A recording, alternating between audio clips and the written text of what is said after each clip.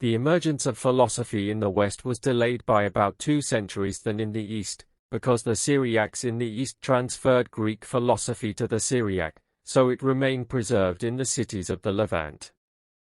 Even if the Levant submitted to Islam and the Umayyad state stabilized, the Arabs did not find any effort in transmitting philosophy, and this is the work that rose it entered into force with the encouragement of the caliphs and princes.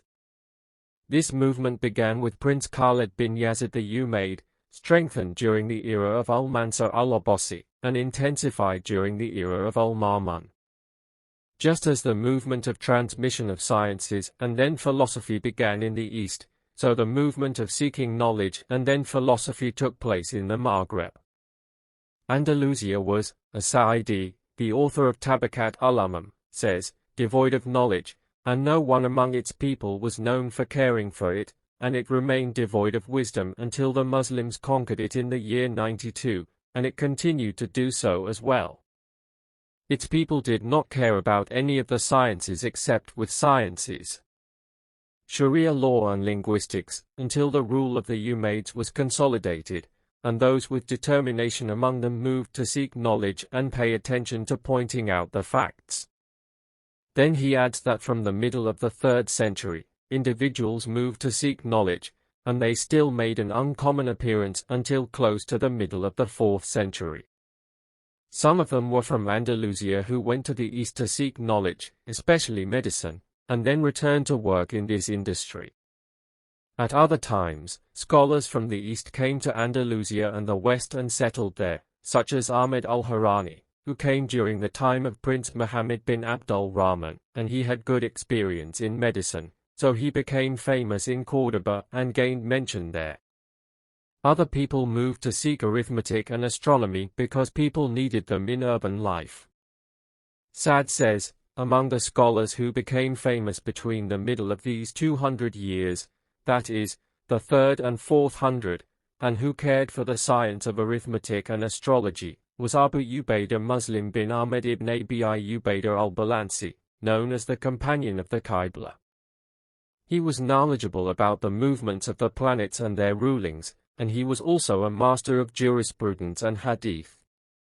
He died in the year 295 AH. The situation remained in this manner throughout the 2nd and 3rd centuries, until the 4th century, when the demand for philosophical books intensified alongside scientific books, thanks to Al-Hakam II, 350 to 366 AH, which brought books of philosophy and curiosities of what was classified in the East. Books written in Persia and the Levant were known in Andalusia before they were known in the East. It is narrated that Al-Hakam sent 1,000 dinars of gold to Abu al-Faraj al-Isfahani to purchase from him the first copy of the Book of Songs. This book was actually read in Andalusia before it was read in Iraq. He used to send men from the merchants to buy books, and he gathered in his palace those skilled in making copies, skilled in editing, and proficient in binding. He became aware of all of that, and there were treasuries of books in Andalusia that no one had before him or after him. Thus, since the middle of the 4th century, Andalusia became a platform for the emergence of philosophy based on medicine on the one hand, and on mathematics such as arithmetic, geometry, and astronomy on the other hand. Among those who paved the way for the emergence of philosophy through the science of geometry and astrology was Abu al-Qasim Maslama ibn Ahmed al-Majuriti, from the people of Córdoba. He lived during the time of rule, and was the imam of mathematicians in Andalusia at his time, and the most knowledgeable of those before him about the science of the astronomy and the movements of the stars. He had an interest in planetary observations, and a passion for understanding the books of Ptolemy, known as the Almagest, and he was also a chemist. Among his students was Al-Kermani, who traveled to the east and brought with him the letters of the Ikhwan al-Safa. In Andalusia, there was a family that was famous for its medicine, father and grandfather, and it was the house of Ibn Zur. The first of them was Abu Marwan Abd al-Malik ibn Zur. He traveled to the east and entered Kairouan and Egypt and practiced there for a while, then returned to Andalusia. Then his son Abu al-Ala, who was in the Almoravid state, had selected treatments and was extremely proud of himself and his knowledge to the point that he denounced Ibn Sina's law, threw it out, and did not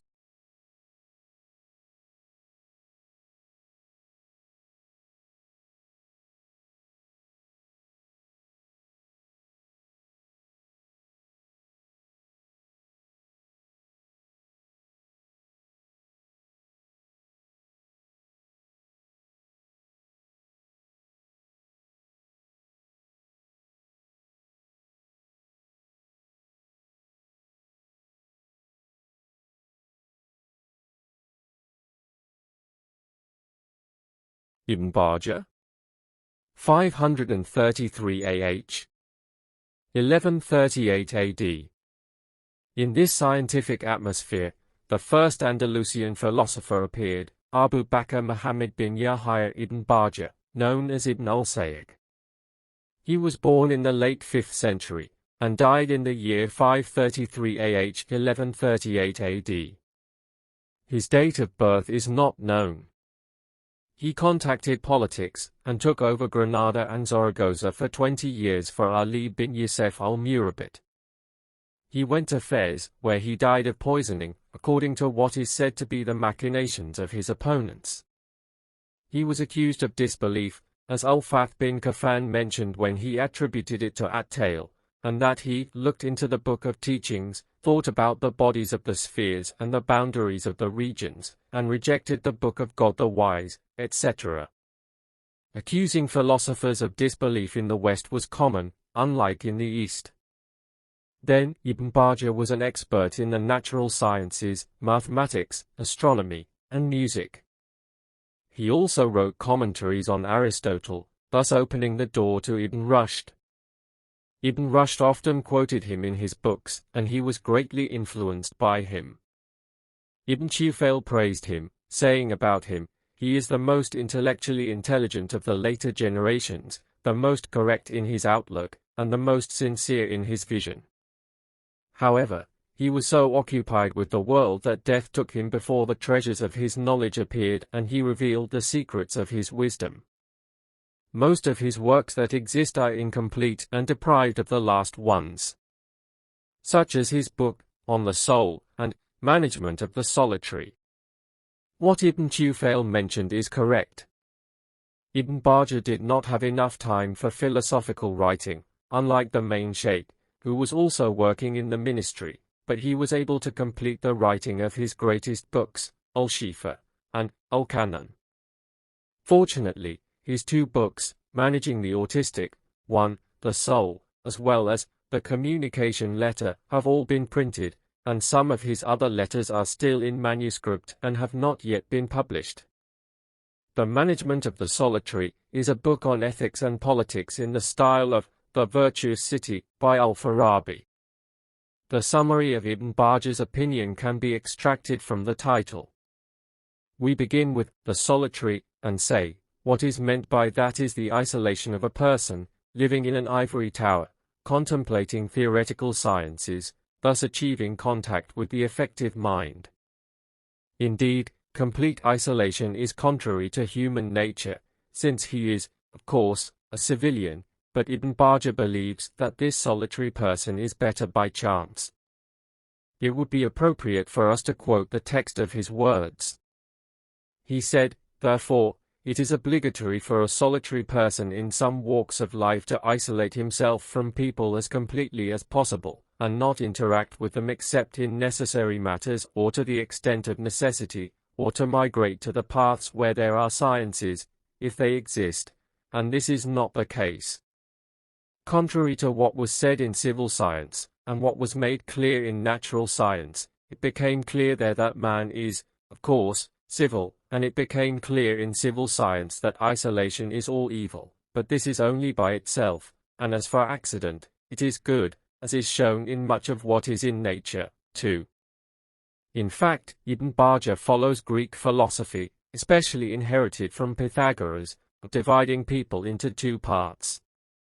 The crowd and the overseers, and at the head of the overseers is the one who according to Plato ended up being the philosopher ruler. This is a theory that Islam abolished and made people equal, and did not differentiate between them except in the matter of piety. We will see that Ibn Tufail in Hay ibn Yaqzan follows this path. Because Hay ibn Yaqzan is a solitary individual who was able, on his own, to learn all the sciences and industries, and to reach the knowledge of God. We will also see that Ibn Rushd follows it as well, dividing people into the masses and the happy. Management means people's policy and putting things in their place, not just contemplation and pure knowledge. It is worth stopping at Ibn Bajjah's definition of management, as he says that it indicates an arrangement of actions that achieve an intended goal. For this reason, the measure was humane.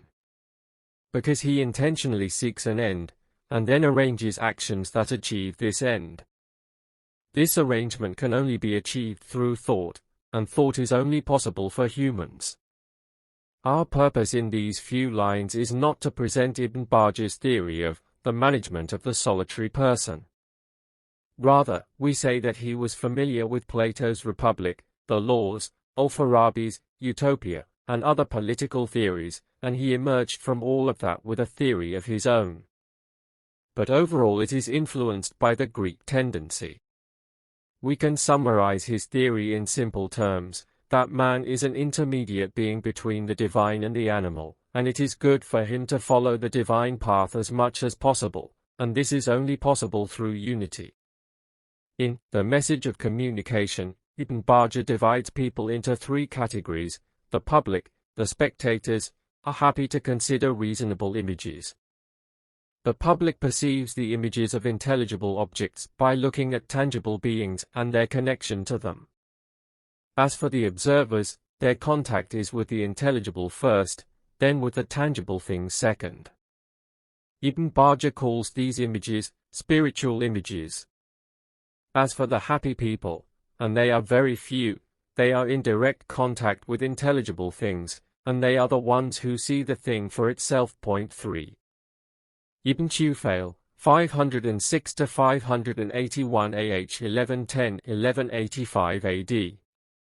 Abu Bakr Muhammad bin Abdul Malik bin Muhammad bin Tufail, the Andalusian of Kurtubi. He was born near Granada in Andalusia, and his exact date of birth is not known. He initially worked in medicine, and he became famous in this industry and had works in it that were lost. There was correspondence between him and Ibn Rushd about the book, Al-Kulliyat, by Ibn Rushd, which indicates the firm footing of Ibn Tufail in medicine. He also had opinions in astronomy mentioned by the astrologer Al-Batroji. This supports our point that Islamic philosophers were scholars who were deeply versed in the sciences before they became involved in philosophy. Ibn Tufail contacted Abu Yaqub Yusuf al-Mansur, Caliph of the Almohads, and he became his personal physician from 558 to 580 AH. Abu Yaqub was close to scholars and philosophers, so he asked Ibn Tufail to explain the books of Aristotle. So Abu al-Walid introduced Ibn Rushd to him and nominated him for this work, and he did it well. When Ibn Tufail stepped down from his position as physician to the Sultan, Ibn Rushd succeeded him. Abu Yaqub was very attached to Ibn Tufail, with intense passion and love for him. When Abu Yaqub died, his son Abu Yusuf maintained his friendship, and even attended Ibn Tufail's funeral in Marrakesh himself. All we have left of this philosopher's writings is his treatise called Hay ibn Yaqzan, which is a famous treatise in Arabic and Latin alike. It was translated by Pocock in the 17th century, and has modern translations in Spanish, French, English, and German. This treatise is also called The Secrets of Oriental Wisdom, and it is sufficient to look at its correct title, which is The Treatise of Hay ibn Yaqzan on the Secrets of Oriental Wisdom, extracted from the pearls and jewels of the words of the leader Abu Ali ibn Sina, the Imam, the perfect philosopher and knower, Abu Ja'far, ibn Tufail. Let us know that he follows the main sheikh in his Oriental or enlightening wisdom, which we alluded to previously, which is a Sufi philosophy influenced by Neoplatonism. This is because Ibn Sina wrote a treatise called Hay ibn Yaqzan, in which he took the path of a symbol. Hay ibn Yaqzan is a symbol of the mind, and with him Rebecca symbolizes desires, anger, and other human faculties, and the debate between Hay ibn Yaqzan and his Rebecca symbolizes the conflict between reason and lust. Ibn Tufail arranged his treatise on an introduction and then the story of Hay ibn Yaqzan. He explains in the introduction the purpose of this treatise, and that it is to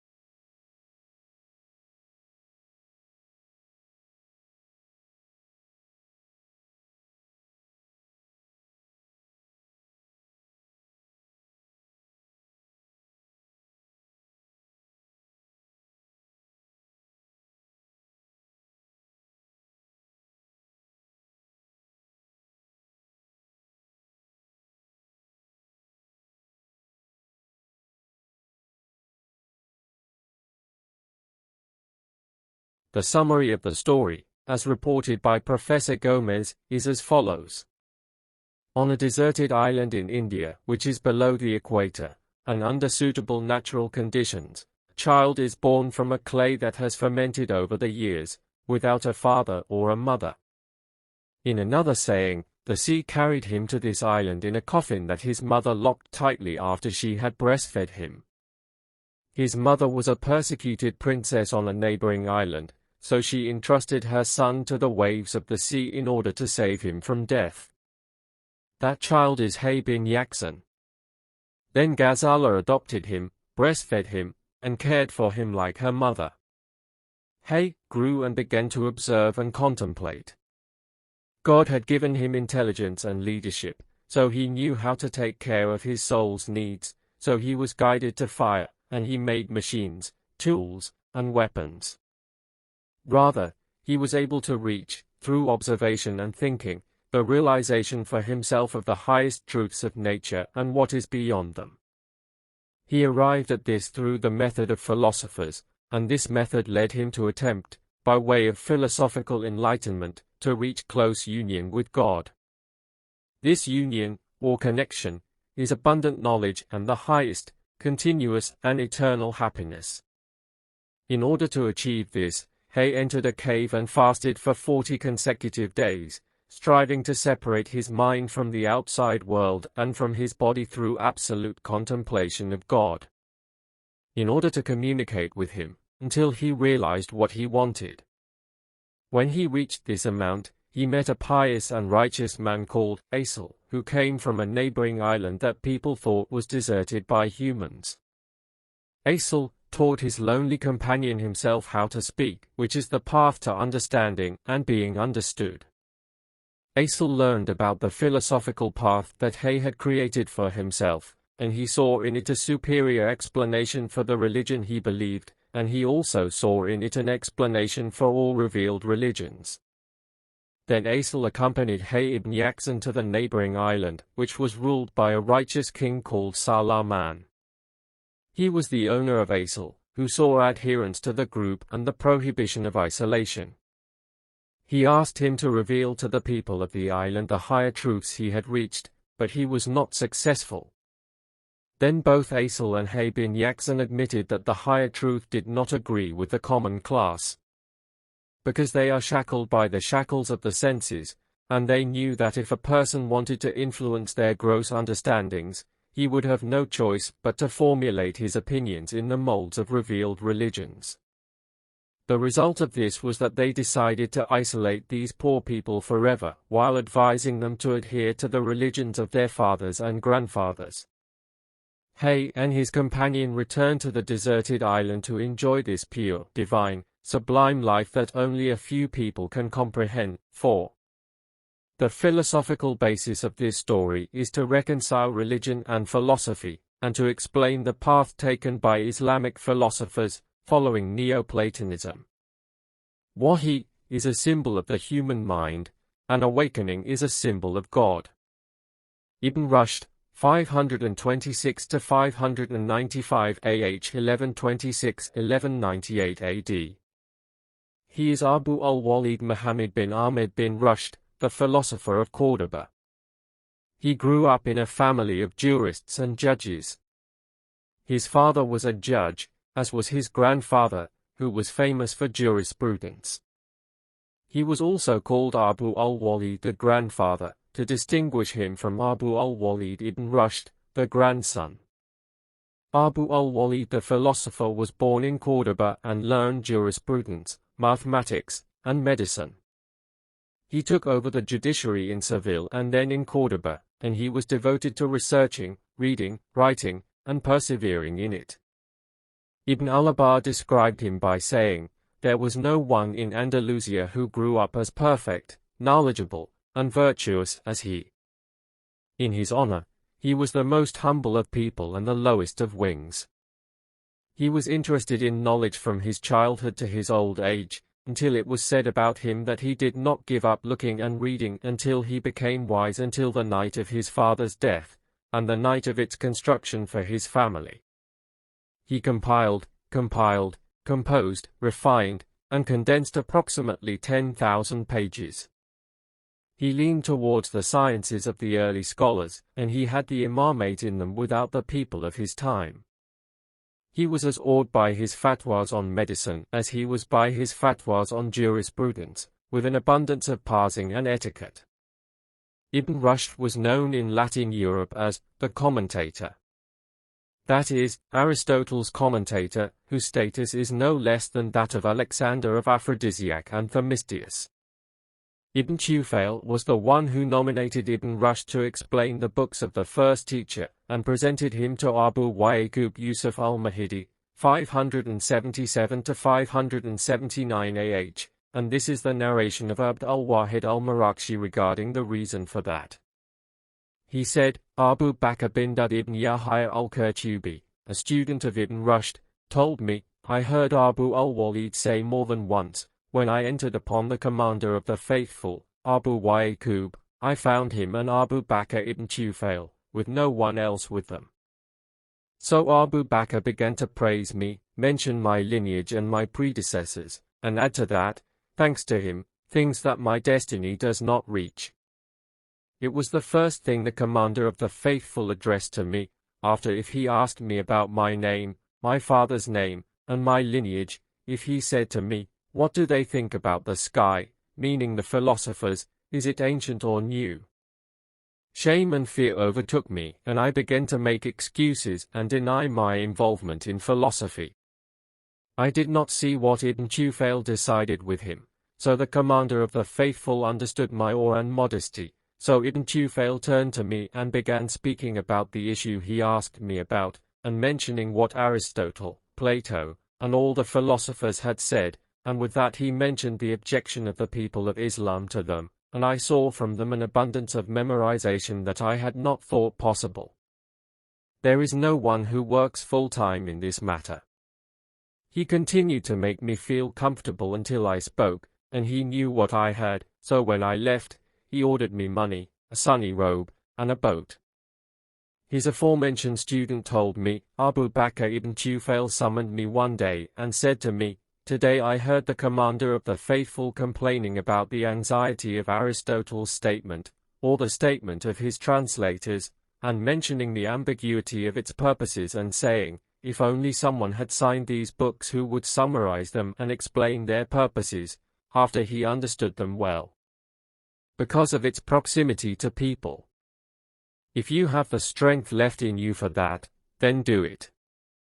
I hope that you will take care of him because I know of the quality of your mind, the purity of your mind, and the strength of your inclination towards industry, and nothing prevents me from doing so except what I have learned from my advanced age, my preoccupation with service, and my attention being devoted to what is more important to me than him."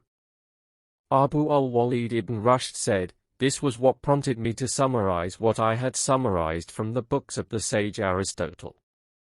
Ibn Rushd shouldered the burden, explained and summarized Aristotle's book.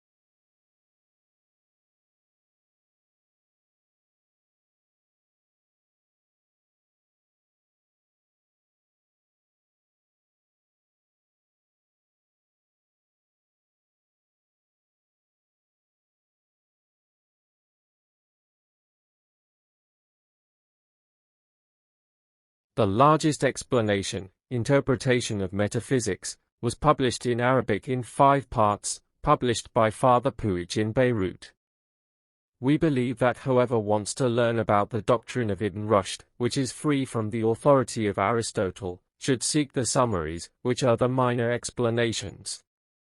He also has commentaries on most of Aristotle's natural, logical, and ethical books, most of which are found in his Latin biographies, or his Hebrew biographies, but are missing in his Arabic manuscripts, which indicates the great influence that Ibn Rushd achieved in Europe and in global thinking. Ibn Rushd started out as a jurist, and he also had a great influence on jurisprudence in the Islamic world. His book, The Beginning of the Mujtahid and the End of the Muqtasid, is famous, indicating that he had an opinion in jurisprudence, just as he had a doctrine in philosophy. Then Ibn Rushd developed and became a doctor, whose status in medicine was no less than that of Ibn Sina in the East. He included the book, Faculties, which was translated into Latin, and was taught in European universities alongside Ibn Sina's canon. Ibn Rushd limited himself in the book, Al-Kulliyat, to the principles, not the branches, and partial applications, and he was the one who advised his friend Ibn Zur to write a book on medicine that examined specific matters, which Ibn Rushd himself praised by saying, "The most successful of the Kananish is the book nicknamed Al-Ta'isir that he wrote in our time, Marwan bin Zur, and I asked him for this book and copied it." He also has books on astronomy that are lost in Arabic, and there are translations of them in Hebrew. This indicates that Ibn Rushd, the philosopher, based his philosophy on science. As for his philosophy, it can be sought in his response to The Incoherence of the Philosophers by Al-Ghazali, in his famous book called The Incoherence of the Incoherent, which was translated into Latin, and was influenced by St. Thomas Aquinas. He has 2 small books, but of great value, on reconciling religion and philosophy, discovering methods of evidence, and separating the article between wisdom and Sharia from communication. At the end of Ibn Rushd's life, he suffered a severe ordeal. When the jurists approached the Caliph, they fell between them, until he became angry with him and exiled him to a city near Cordoba called Al-Asana. Then he was released, and he moved to Marrakesh with Abu Yaqub, and he died in the year 595 AH.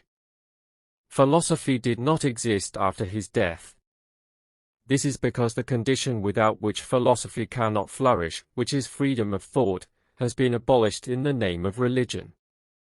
We can summarize Ibn Rushd's doctrine as a rational doctrine. It sanctifies the mind, elevates its status, and through it explains both knowledge and existence. The mind is essentially based on comprehensive meanings that include under its wings the various details.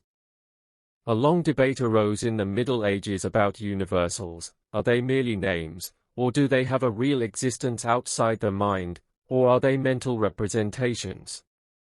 Ibn Rushd is clear and decisive that universals are mental representations, and do not exist externally, unlike Ibn Sina, who held the stick by the middle. Ibn Rushd says in Summary of the Aftermath of Nature, And also, when we revealed that these universals exist outside the soul, it is necessary for them to have other universals outside the soul, through which the first universal becomes intelligible, and the second a third, and that is without end. We do not have to have this doubt when we assume that the existence of the universal is in the mind. Point 8. The philosopher who follows the rationalist doctrine must believe that things are necessarily linked to causes and causes. Belief in causality is the basis of natural science and the basis of rational philosophy. Al-Ghazali tried to destroy the necessary connection between causes and effects in order to make room for divine power, and he attacked the philosophers in his book, The Incoherence, for their statement of this principle. Ibn Rushd responded to him, saying, "As for denying the existence of effective causes that are seen in tangible things, this is the statement of a sophist, and the one who speaks about that either he denies with his tongue what is in his heart, or he is led by a sophistic suspicion that was presented to him regarding that." Then he attributed the reasons to the four causes that Aristotle said, which are material, formal, efficient, and final. Until he said, raising these things invalidates knowledge and disqualifies it. Ibn Rushd al-Laki explains religion rationally, while referring to the Quran. In Fasl al-Maqal between wisdom and Sharia, he argues that knowing the Maker cannot be done except by looking at the beings that God created in order to infer from them the existence of the Maker. God gave two pieces of evidence in his book, which Ibn Rushd summarized in the evidence of providence and the evidence of invention. The verses that indicate invention, for example, indeed, those whom you call upon besides God would not create a fly, even if they gathered together for it. Al-Hajj 73, and among the verses that indicate care is the Almighty's saying, Al-Naba 6-7, etc. Did we not make the earth a bed and the mountains pegs? The impact of Ibn Rushd in Europe was great, to the point that thinkers were divided regarding him between those who favored him and those who denounced him. This movement is known in the history of philosophy as Latin Averroism, because of its views on reconciling religion and philosophy. Footnotes 1. Management of the Autistic One was published by Professor Asen Blasius in Al-Andalus magazine in 1946 AD, with its translation into Spanish. Dr. Al-Masumi published the book, The Soul, in Damascus in the publications of the Scientific Academy in 1960 AD.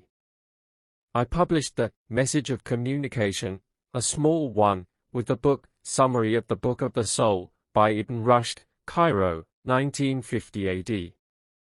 2. Managing the Autistic One, page 78. 3c. Message of Communication, by Ibn Bajjah, published with Summary of the Book of the Soul, by Ibn Rushd, pp 102-118. 4. Gonfalti Balanchtia, The Heritage of Andalusian Thought, translated by Hussein Muniz, pp 349-350. 5c. Summary of the Book of the Soul, by Ibn Rushd, published by Ahmed Fouad Al-Ahwani, Al-Nada Library. 6c. Summary of Post-Nature, published by Othman Amin, Mustafa Al-Halabi Press. 7c. Summary of the Categories, published by Bouygues in Beirut, and Summary of the Rhetoric, published by Abdul Rahman Badawi, Al-Nada Library. 8. Post-Natural Summary, page 55.